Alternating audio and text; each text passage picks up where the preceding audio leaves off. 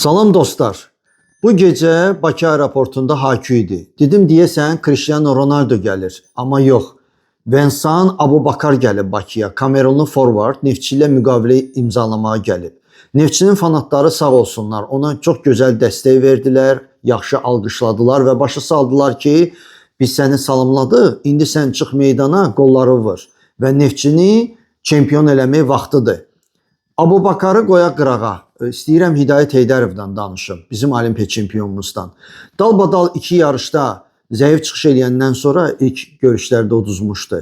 Bu gecə Hidayət sağ olsun, əhsən ona, Meksikada Grand Prix'də çempion oldu. 4 görüş keçirtdi və 4-ündə də qələbə qazandı. Və bir daha sübut elədi ki, məğlubiyyətlərdən sonra qalxmaq lazımdır və vuruşmaq lazımdır. 3 ildən sonra yeni olimpiyada var.